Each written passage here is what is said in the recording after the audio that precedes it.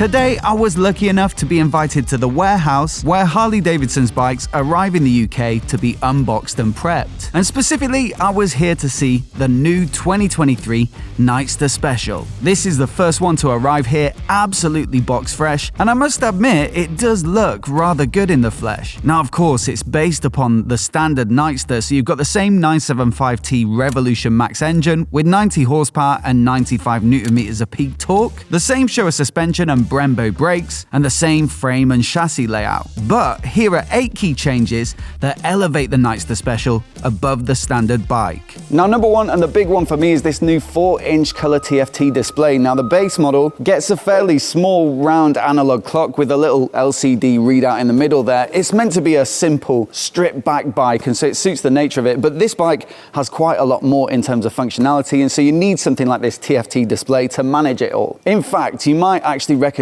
it from the Sportster S. It's pretty much the same unit. Nice and easy to read. I've tried that bike out on the road and I really thought the dash was a standout feature, and so it's nice to see it here. It gives the Nightster a bit of a lift in terms of that techie vibe. Also, to match, to be able to navigate it and whatnot, you've got a lot more in terms of buttons on the switchgear, and again, very similar to the Sportster S and the Pan America. Tried both those bikes and the switchgear definitely works really nicely. Now, the first thing this opens up in terms of features is the phone connectivity, so you can hook up your phone over Bluetooth, also a Bluetooth headset if you ride with one, and that means you can manage phone calls and messages and multimedia, so you can change tracks and play and pause your music or podcasts. But perhaps a little bit more useful than those is the navigation. So in the Harley-Davidson app, you can plot a route and then you're going to get turn-by-turn directions right here on this TFT dash. Now, personally, I quite like the idea of having an integrated navigation system on a bike like this, because it means you don't have to mount your phone on the bars to navigate. And where a phone mounted on the bars looks kind of okay on a big adventure bike that's got a lot of hardware in the cockpit, a bike like this is meant to be a bit more lean and mean and stripped back and simple, and so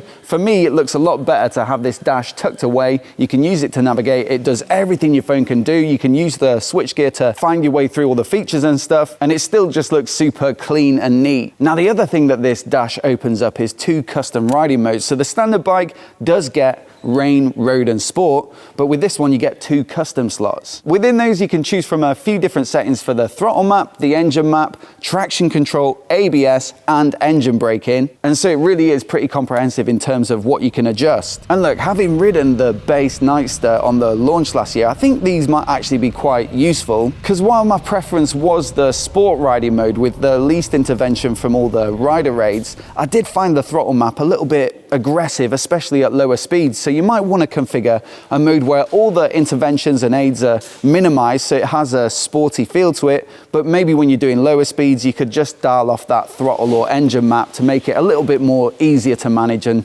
make it smoother to ride. On top of that, you've got tire pressure monitoring as standard on this bike, and you might not think that's an absolute necessity on a fairly simple bike like this, but personally I think it's a feature I'd rather have than not, and especially if you've got something like a slow puncture where you might not notice it straight away, it's always going to be a handy little feature. Another big one for me as well is cruise control. Personally, when I'm shopping for a bike now, it's something that's high up on my list of features that I must have on the bike. From what I can see in the comments of my videos, it's not necessarily the same for everybody, but this is a bike that's kind of geared at people who want that cruiser vibe but do like their tech, and so for me this is another big strength to have cruise control as standard on the Nightster Special. In fact, the whole bike is a little bit more geared towards comfort and distance work, things like the ergonomics. So the bars are on 5-inch risers on the Nightster Special, and versus the standard bike that brings them 2 inches up and 1 inch back, so it's a little bit more of a sat up, easygoing, long distance friendly riding position,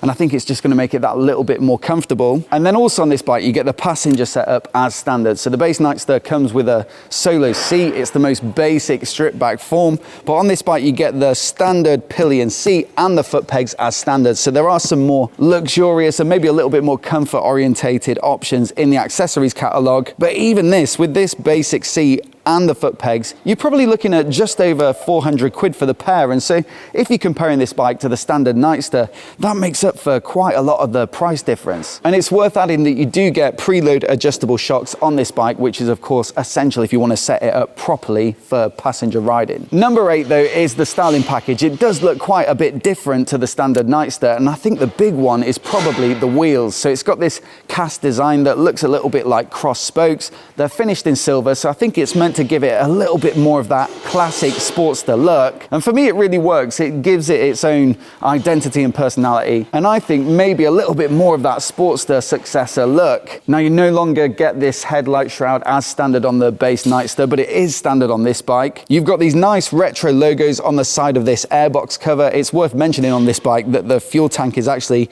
under the seat. You lift the rider's seat there to get to the fuel filler cap. Helps to keep the center of gravity nice and low, and this bike does handle really nicely, but this is actually just an airbox cover. It is metal.